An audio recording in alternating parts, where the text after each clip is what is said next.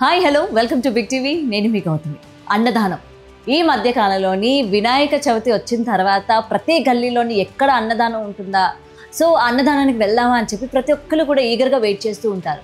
అయితే వెళ్ళిన అన్నదానంలోని మనం పెద్దగా ఐటమ్స్ కూడా ఏవి ఎక్స్పెక్ట్ చేయాల్సిన అవసరం లేదు. ఎందుకంటే అన్నదానం అంటేనే లిమిటెడ్గా పెడుతూ ఉంటారు, ఎందుకంటే చాలామంది జనాలు వస్తారు కాబట్టి.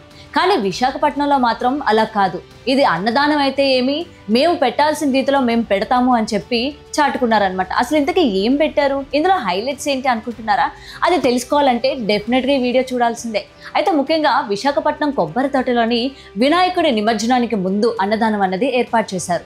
మరైతే ఈ అన్నదానంలోని అందరికీ కూడా ప్రత్యేకంగా ఉండాలి అని, అలాగే వచ్చిన వాళ్ళందరూ కూడా ఈ అన్నదానం గురించి మాట్లాడుకోవాలి అని అనుకున్నారో ఏమో తెలియదు, కానీ పెట్టిన ఐటమ్స్ మాత్రం మామూలుగా లేవు, అద్రహో అన్నట్టు ఉన్నాయన్నమాట. ఇది నేనంటున్న మాట కాదు, ఆ అన్నదానానికి వెళ్ళి తిని ఆనందించి వచ్చి అంటున్న వాళ్ళ మాట.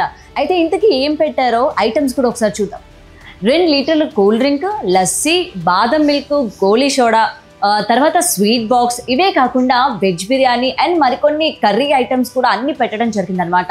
అండ్ ఇదే కాకుండా వచ్చిన భక్తులందరికీ కూడా దేవుడి యొక్క ప్రతిమను కూడా వాళ్ళు గిఫ్ట్గా ఇచ్చారు. ఇది కూడా మామూలు ప్రతిమ కాదు, వెండి ప్రతిమ. ఏదైతే వినాయకుడి విగ్రహం ఉంటుందో దాన్ని వెండి ప్రతిమగా చేసి వచ్చిన భక్తులందరికీ కూడా పంపిణీ చేశారంట.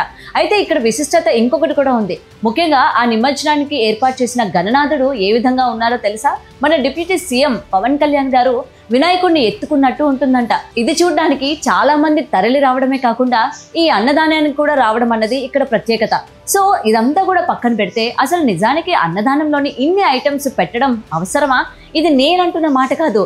ఈ రోజు ఈ వీడియో చూసిన వాళ్ళందరూ కూడా అన్నదానంలో అసలు ఇన్ని ఐటమ్స్ పెట్టాల్సిన అవసరం ఏంటి, గొప్పలకి పోయారా, లేకపోతే అసలు ఇక్కడ భక్తి ఎక్కడ కనిపిస్తుంది అని చెప్పి మరికొందరు విమర్శిస్తూ ఉన్నారు.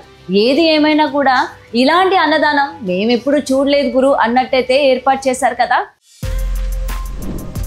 For more videos like this, subscribe Big TV channel.